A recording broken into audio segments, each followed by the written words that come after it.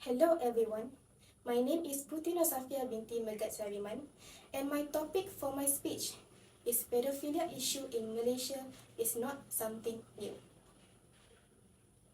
On the 2nd of January, a man has been charged with 4 charges of physical sexual abuse against his teenage daughter. In Sarawak, a pedophile was found to have sexually abused children between the ages of 2 to 16 for at least 14 years before he was captured. In Pakistan, 2,227 cases were reported between January and June in 2023. Scary, isn't it? This issue has been going on since forever, and Malaysia is not the only country affected by this problem. Indeed, this sort of thing is actually not uncommon, as Puan Siti Kamsiah Hassan, an assistant director of Bukit Aman Sexual, Women and Child Investigation Division, stated in a news online that there were 35,659 perpetrators for sexual crimes against children during year 2018 until 30th November of 2023. And those are just reported number of cases. What about cases that was never reported? What about the children who kept quiet about it out of fear for themselves? What about those children that tried to get help but alas their voice was not heard? The adults around them do not trust them or think that the matter is serious enough to care. What about the children who are still going through this? So, what can we do? As someone who can make a difference, who can change the world for the better, whose voices are stronger when together, what should we do? What can we do? Thus, this is why I am here today, to persuade you all to take action in regard to pedophilia, as it has behavioral, cognitive, and psychological effect on children, because there is a link that could exist between childhood sexual abuse and pedophilic interest later in life, and I would like to propose simple solutions that we can do to hopefully eliminate this concern as swift as possible. To start with, to understand the severity of this issue, we first need to know and acknowledge the kind of impact it has on the victims. Pedophilia issue can alter the normal developmental path that are necessary for the children's social and emotional skills, in which they are capable of initiating, cultivating, and responding to other people, and are also able to form relationships with others by themselves. Also, it increases the likelihood of a child experiencing psychiatric disorders such as depression, anxiety, and post-traumatic issue, which will lead to a huge problem, especially if not tackled and treated from the start. As stated in an article by Luisa Lo Iacono, Christina Trentini, and Valeria Carola, who's in Department of Dynamic and Clinical Psychology and Health Studies, a huge number of researchers has documented that the negative effect of pedophilia can persist until adulthood. Furthermore, this issue has also been linked to greater risk for substance abuse, adult victimization, suicidal ideation, and suicide-related behavior. Now, do you understand how dire this issue is? So then, why does it persist? Who are the people who could do such unimaginable stuff to innocent children, and why? There are various explanations in which caused the case of pedophilia to remain until today. And the sad part is, one of the reasons for this is because of re-victimization.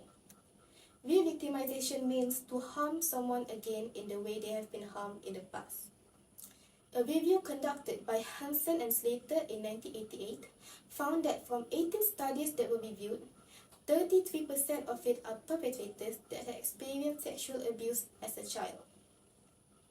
It is sad to know that someone that had been abused sexually is then doing the same thing to other children. It is stated in a literature article that victims of said abuse were more likely to become offenders if they were abused frequently by a father figure or someone with whom they had a dependency relationship, and even more so if the abuse continues on until they reach adolescence. A data was obtained between 1964 and 1995 by Victorian Institute of Forensic Medicine that compares re-victimization of childhood sexual abuse and comparison subjects where victims of sexual abuse have done more sexual offences compared to their peers. And as can be seen from the table, it has been concluded that child sexual abuse victims were 4.97 times more likely to have been charged with any offence compared to their peers. Male victims were largely responsible for the increased rate of sexual offences, particularly boys who were abused at age 12 or older.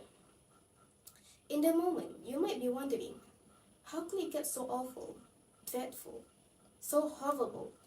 What has the government done to help overcome this matter? A lot. But is it enough? No.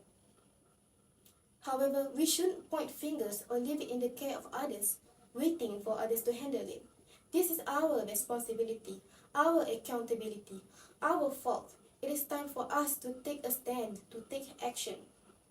Of course, the best action that we can do is to warn our younger siblings, our nieces, our nephews, about the danger of pedophilia. A lot of time, parents usually hold off on teaching their children about sexual assault, as, in their word, they do not want to mindlessly scare their children. It is also because they think that their children would not go through this kind of abuse, because they think they know what is best for the child. Not to mention, the parents trust the adults that are around their child, not knowing that abusers of child sexual abuse are often someone the children knows well. As an example, on December 2019, a 6-year-old girl has been groomed by her uncle when she and her siblings had a sleepover with her cousin. Thankfully, her mother reacted quickly. She convinced her daughter to tell her what happened, and upon knowing, quickly made a police report. Therefore, first of all, we should teach children about different forms of sexual abuse, because it is not just about kissing and touching. Any inappropriate actions or talks that makes them uncomfortable should be informed to trusted adults. Next, we need to teach them about safe touching and boundaries. As adults, we need to make sure that they are informed about this to avoid any bad things happening to them. It can also help so that they don't feel all alone if in case they did go through sexual abuse.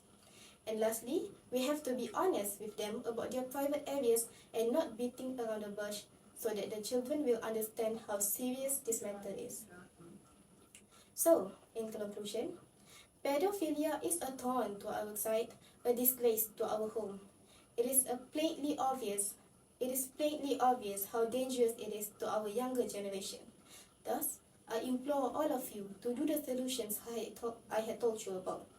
I am sure that if everyone takes part in this, we can hopefully eliminate this issue much easier and faster.